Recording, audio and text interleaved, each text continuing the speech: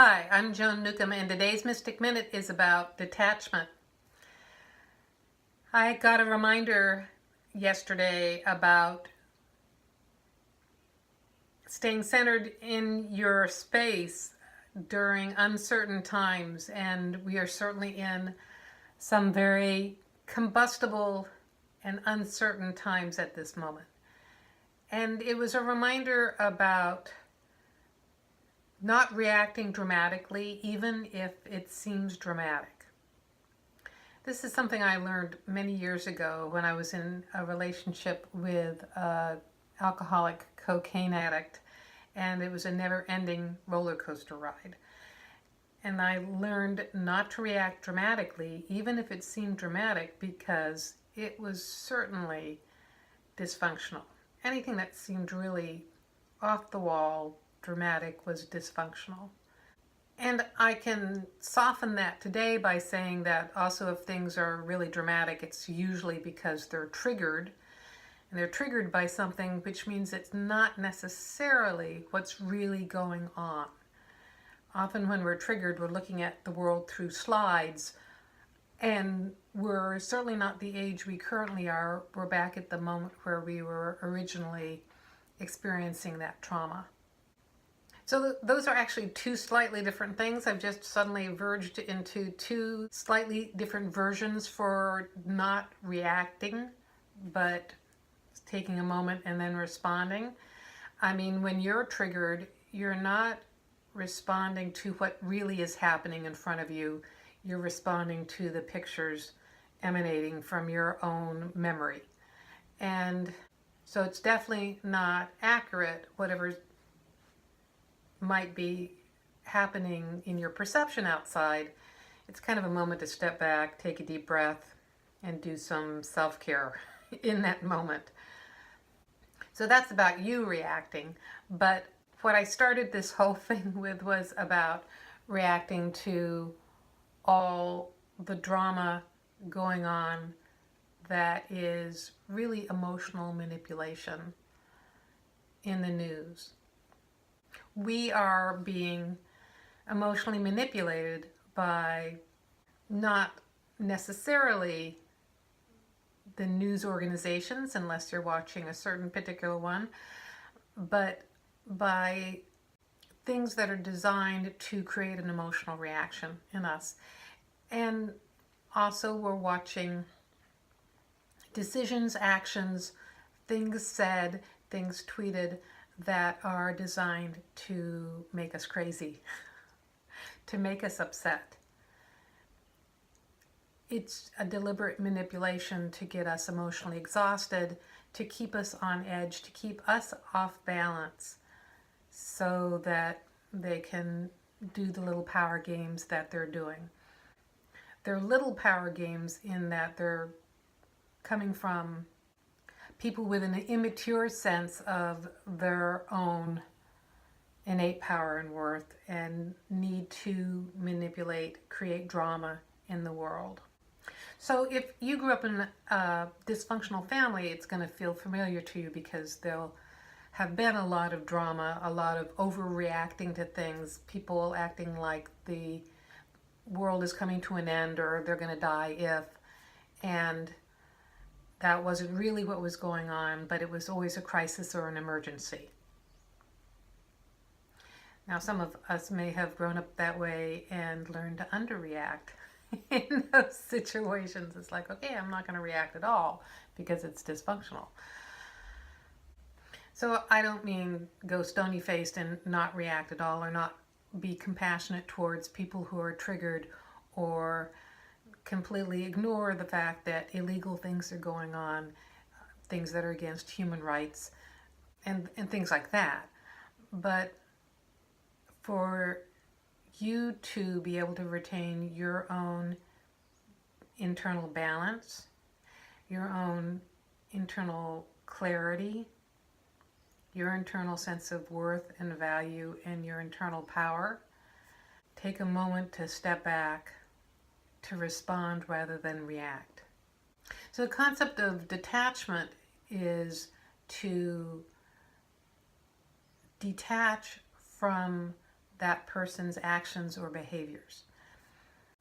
It's used with people who have alcoholic or drug addicted relatives because you can detach from the person who you love doing the behavior that is harmful, the disease that you hate, the things that you're powerless over that they're doing. You can detach from that, and it gives you your own internal clarity to be able to make decisions and take action. Along these lines, I watched a video the other day with Gay Hendricks and Ariel Ford, and Gay Hendricks actually said that he just feels this innate hatred for the person behind all of this. And it reminded me of, in my early days of becoming clear about this disease of alcoholism and addiction, that there'd be these times where I would suddenly have a flare-up of hatred, and I wasn't used to that feeling. I wasn't used to feeling this intense hatred. And later on, when I looked at it, I would be dealing with some alcoholic personality. And I wouldn't have known that they were an alcoholic at first either. So it showed me that that was kind of my notification for detaching from whatever was going on. If I felt that flare-up, it was letting me know that there is something dysfunctional going on. So you can see that in the world today, in the reaction, in the behaviors, that there are some inherently, keep using the word dysfunction is the most neutral word that I can use right now for what we see going on. And this doesn't mean don't take action if you really feel strongly motivated to take action, but it gives your action more power when you're coming from responding rather than reacting. And at this point you might be saying, but oh my God, how can I do that? Because all these things are happening right now, and our world is descending into fascism, and we are all on the brink of nuclear war, and there's a lot of things to react to. Yes, and you are consciousness, and consciousness is creating this reality. So you at your higher self is creating this reality. What does that mean?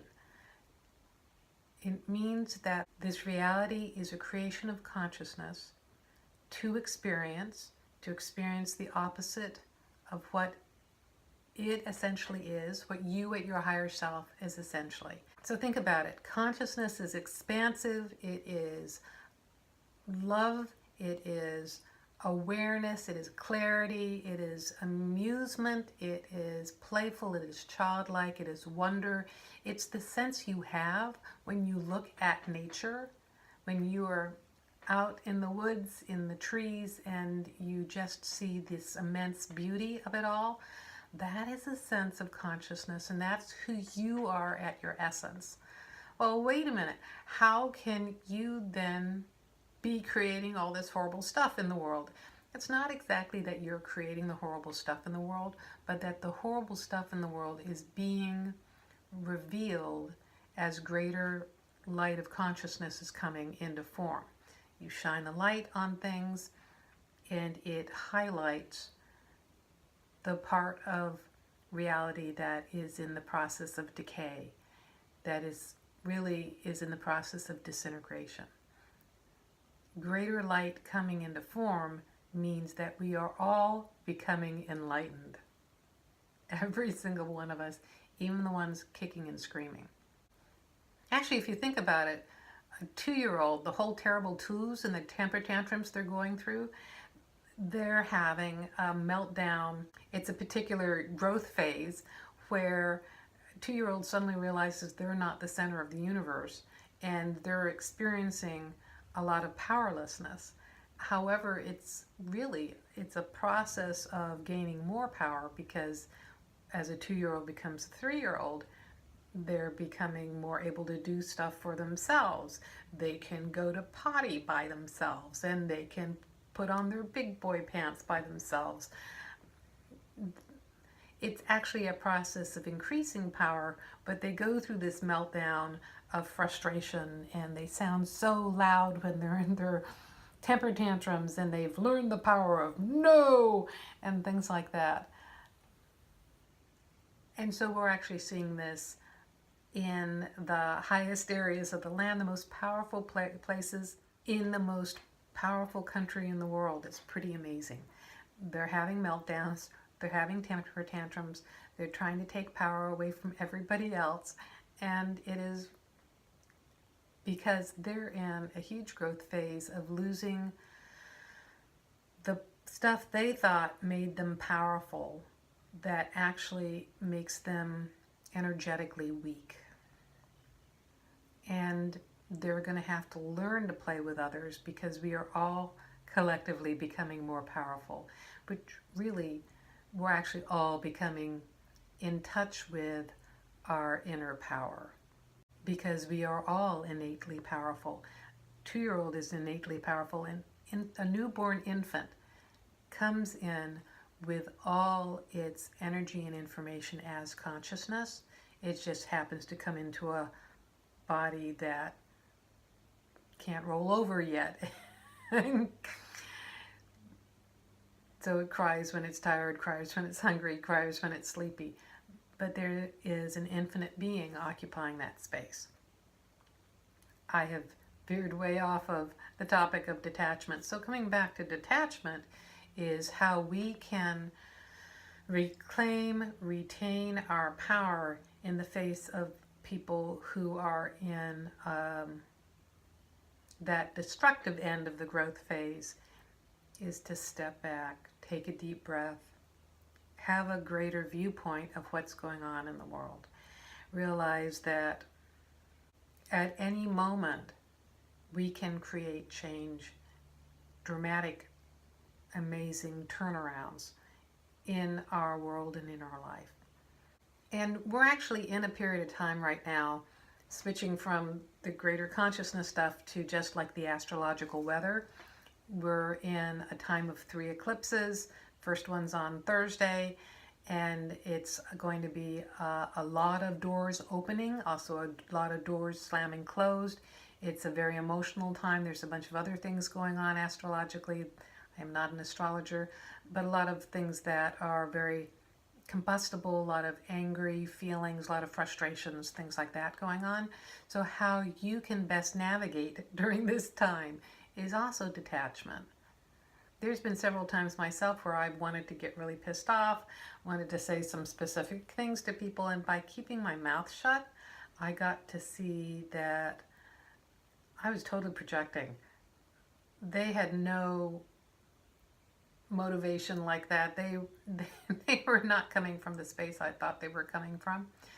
So that's how I'm going to navigate, hopefully through the next couple months, if not couple years, is to do my best to step back, respond rather than react, make decisive actions, reclaim and retain my own power. And if enough of us do that, we can create a tremendous amount of collective change. So if you like these videos, you can subscribe to them on YouTube. You can also sign up below to get them in your inbox. If you want to know more, my website is joan-newcomb.com. I have a weekly radio show and podcast. I have a weekly blog and newsletter. I do these videos about once a week. I do meetups in the Puget Sound, in Seattle, in Tacoma, and University Place, and some other places as well. I do a monthly webinar. And if you want to know more about how to navigate your life from greater consciousness, to skillfully and masterfully navigate through these times, go to my website, joan-newcomb.com, and look at my coaching programs. I have a summer coaching program that opens on Thursday, and there's an early bird sign-up bonus too if you go there right now. So go to joan-newcomb.com, and I'll see you in another couple days with another Mystic Minute.